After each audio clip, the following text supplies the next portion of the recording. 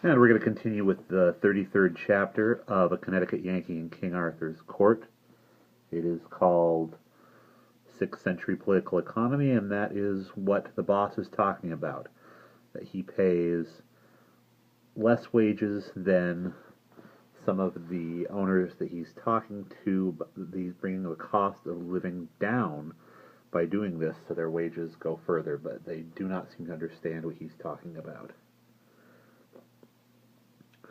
"I would I might die now and live then," interrupted Smug, the wheelwright, with a fine, avaricious glow in his eye. "And that isn't all. They get their board besides. Such as it is, it won't bloat them. 250 years later. Pay attention now. A mechanic's wages will be, mind you, this is law, not guesswork. A mechanic's wages will then be 20 cents a day." There was a general gasp of awed astonishment. Dickon the mason murmured with raised eyes and hands, "More than 3 weeks' pay for 1 day's work!"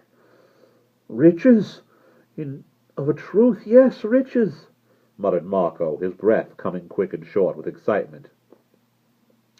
"Wages will keep rising little by little, as steadily as a tree grows, and at the end of 340 years more, there'll be at least one country where the mechanic's average wage will be 200 cents a day." It knocked them absolutely dumb. Not a man of them could get his breath for upward of 2 minutes. Then the coal-burner said prayerfully, "Might I but live to see it." "It is the income of an earl," said Smug.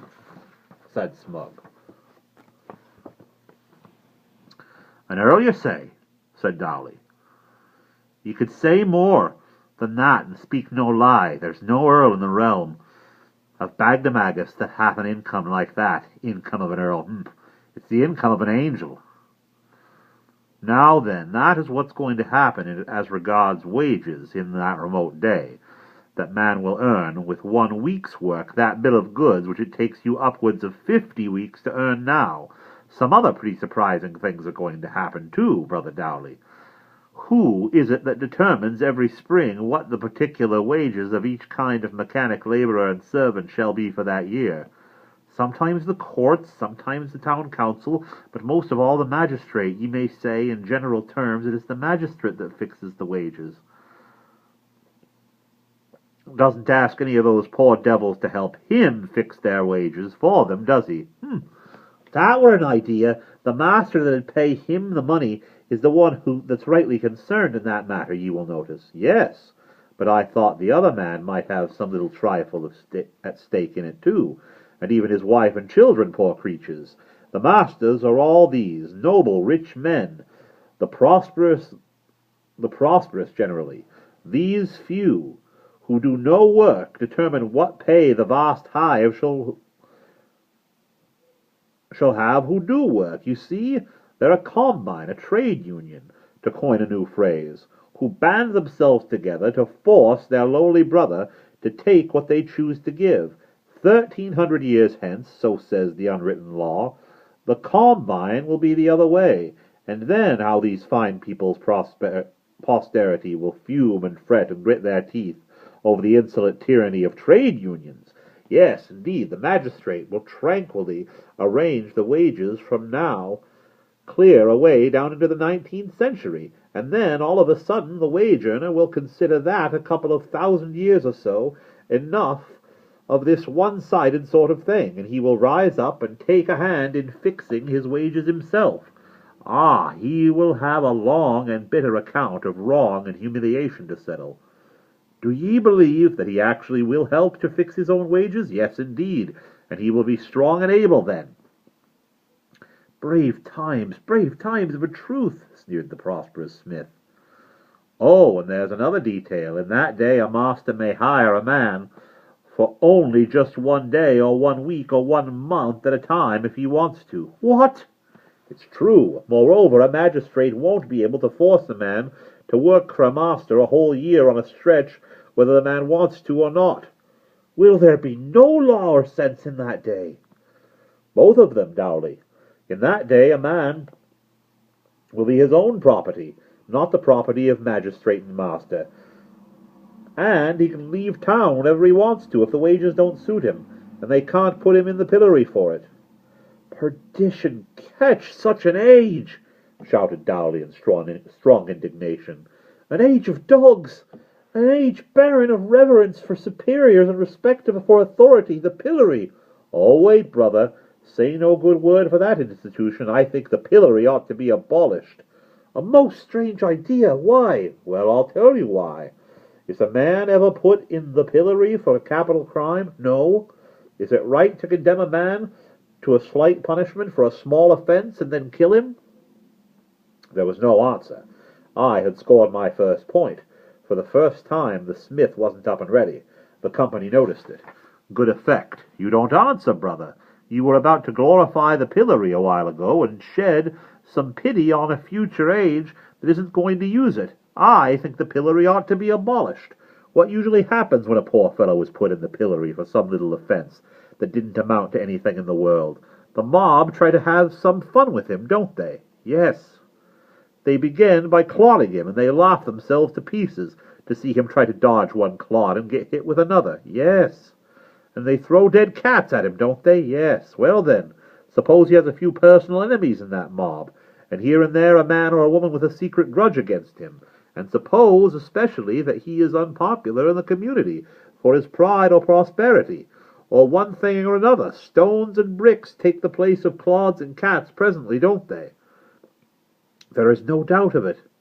As a rule, he is crippled for life, isn't he? Jaws broken, teeth smashed out, or legs mutilated, gangrene presently cut off, or an eye knocked out, maybe both eyes. It is true, God knows it. God knoweth it. And if he is unpopular, he can depend on dying right there in the stocks, can't he? He surely can. One may not deny it.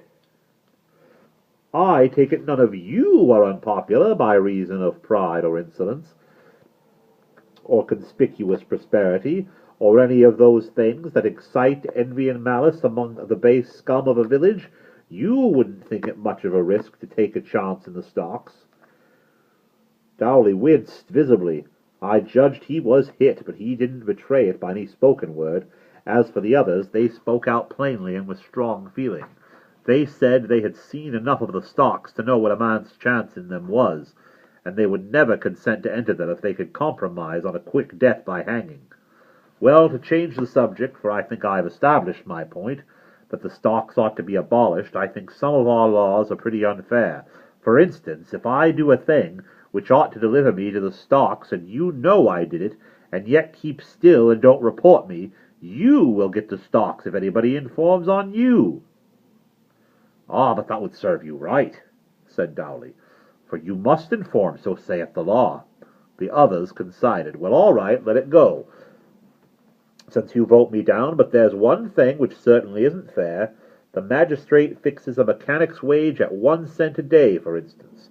The law says that if any master shall venture, or even under utmost press of business, to pay anything over that cent a day, even for a single day, he shall be both fined and pilloried for it, and whoever knows he did it and doesn't inform, they also shall be fined and pilloried.